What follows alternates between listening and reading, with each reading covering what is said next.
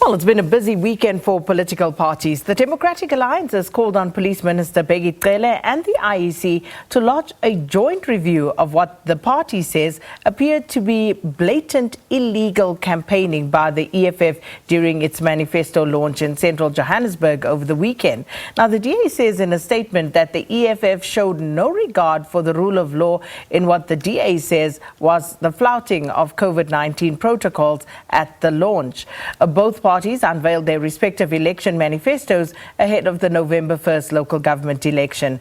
The DA wants the national government to devolve certain powers to provincial and local governments, while the EFF promised to put an end to the tender system and to introduce a property wealth tax should the party take over the running of municipalities that it's contesting. Ongama Mtinka is a political analyst from the Nelson Mandela University, and he joins us now to unpack some of the weekend's manifesto launches. Good to see you again, Ongama, and welcome to Morning Live. Good morning, Sakina and your viewers. Thank you for having me here. So firstly, what is the importance of manifestos? Does it make any sort of difference in terms of how people actually engage and make their decisions on who to vote for? Manifestos are important. So what we do in South Africa especially is we've got a voting system that's premised a lot on political parties, and what they promise to their voters is important. And over time, by the way, there's generally a shift in voter behavior from voting on the basis of defined party support towards a regime performance, and campaign craft plays a crucial role in that. When it is successful, Sakina, when the transformation process in a country is successful, we get to see what we already see in university campuses, where a lot of the prospects for success for campaigning organizations gets to depend on campaign craft. We've not gotten there yet at the level of society as fast as we have at universities, where you find that there's always a likelihood that there will be a complete change of power with each successive election.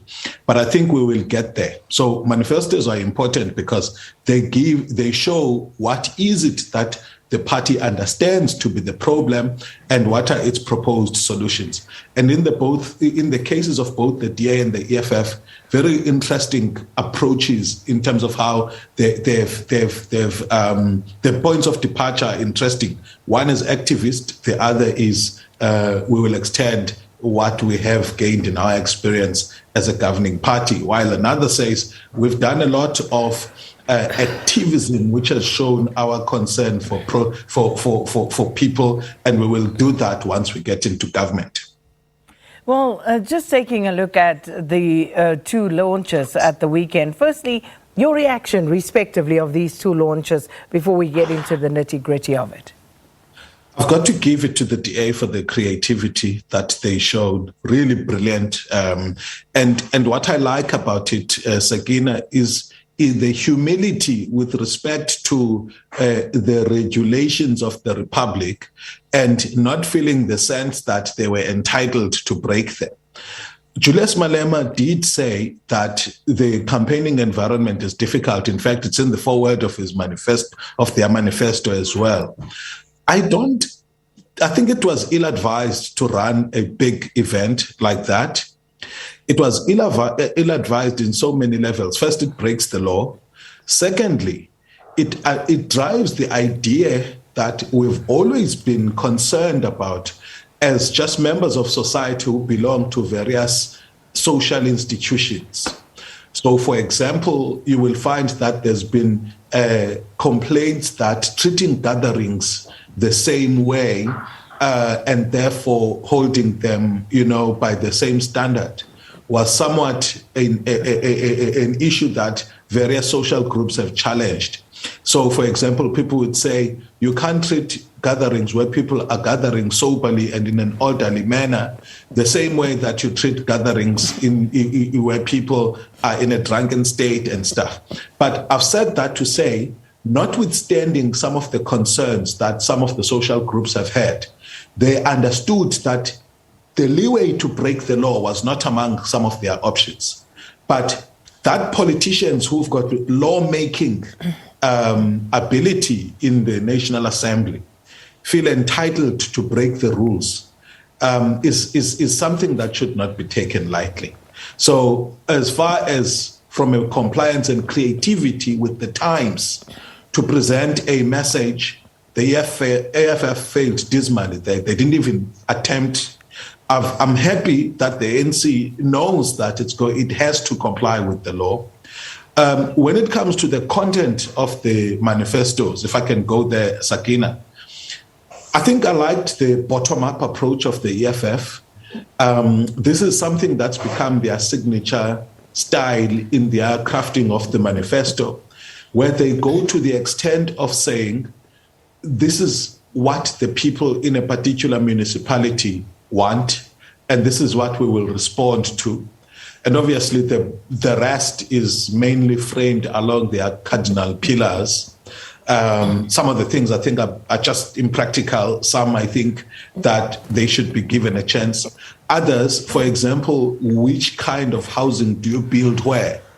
I think the ANC or the government has got an established framework in terms of what kinds of human settlements get delivered where. In Nelson Mandela Bay, very great and a very successful program of catering for the missing middle through social housing and the FLISP program. Now, you don't have to reinvent the wheel.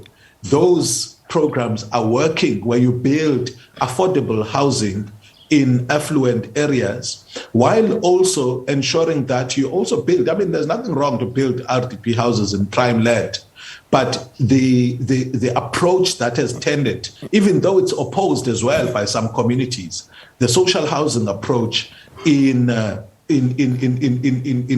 certain suburbs has worked better, and it is achieving great results just by looking at the uptake in those social housing units that have been built. Very interesting that, and quite a bit of reaction from the South African public. But the party also unveiled the new headquarters, Winnie Bheki Cele House, as a means to honor the late ANC struggle stalwart. What do you make of that, Ongama? And, is this going to take away some votes? Do you think it will gain the EFF some voters from the traditional ANC support base? The EFF has been campaigning as the last hope. Again, I'm borrowing from the opening of the manifesto, the last hope of the people when it comes to waging a battle that they feel the ANC has abandoned. So to appropriate the legacy and the heritage of Winnie Bheki Cele Mandela to them is an important distinguishing and a positioning strategy. And I think that to some circles it will work, to some it will not. It's part of a continuum of strategies that the party uses to say, we are the ones that remain truthful to revolutionary ideas.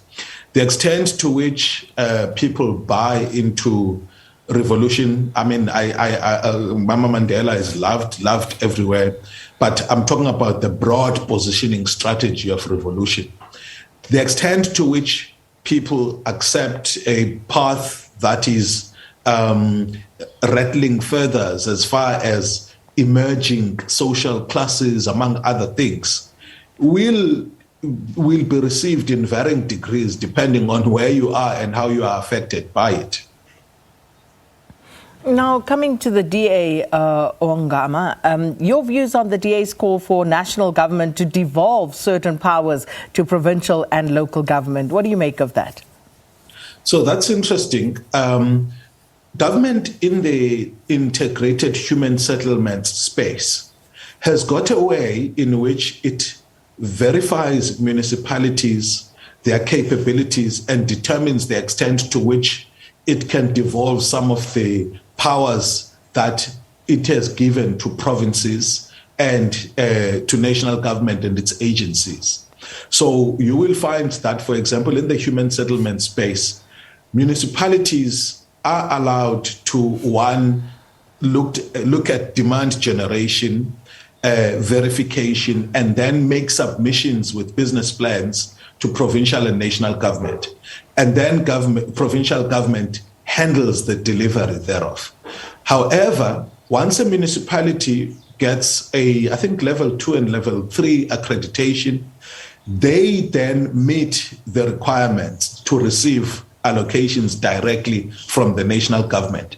In the early 2010s, the Nelson Mandela Bay municipality was one such municipality among others that received that accreditation, and it lost it in the period of collapse that we saw thereafter. And I heard this year that it regained it. So there's already an established framework, Sakina, for that kind of thing. And then if you look at policing as well, there's also a framework for devolving policing powers to municipalities. I don't think that it should be a one-size-fits-all. I think it should be done in a way that is similar to the policing as well as the housing aspect. One thing that one former Nelson Mandela Bay mayor used to say is that people experience the whole of government's failures at a local level. So if you are able to incrementally empower municipalities that show competency with the right accreditation to receive direct allocations from national government for certain functions, I think that that can be developed further to other functions as well, including education, among others. And just finally, Ongama, the ANC is also expected to launch its manifesto later today. What are your expectations, if any, from that? Well, the first for me, because the ANC is the governing party, is how did they allow, since this administration came into power and inherited a lot more municipalities whose audits were relatively better, to worsen? Because that's not just, if you read the Auditor General's report, it shows not just a failure of municipalities themselves, but the entire intergovernmental framework and oversight over municipalities. So part of what they need to do, like I think what the DA has done, is to say what is it that they have succeeded to do, what they have not. And for their part, because they are a governing party at a national level, it's important to show what is it that as government and provincial government they have done to help municipalities. If they fail to do that, they again will be seen in that broader frame of making empty promises. The politicians have got to stop this thing of talking as though they just landed from the moon and there's no context at all. So they have to apply themselves to the context and what their role was in that context and how they plan to remedy it going forward. Thank you, Sakina. Well, we'll leave it on that note. Thank you so much, Ongama. And of course, we'll be talking so much more in the lead up to and of course during election period. But thank you for your time. Political analyst Ongama Ntinka unpacking some of the promises that have been made by various political parties that launched their election manifestos over the weekend. And of course, today, the turn of the African National Congress. And Leanne will be in conversation with Pule Mabe just after 7. So stay with us for that. In fact, that's in the second half hour. We'll be talking education with the Gauteng Department of Education just after 7. Stay with us for all of that. We're going to take a quick break and then we'll come to some of our regular features.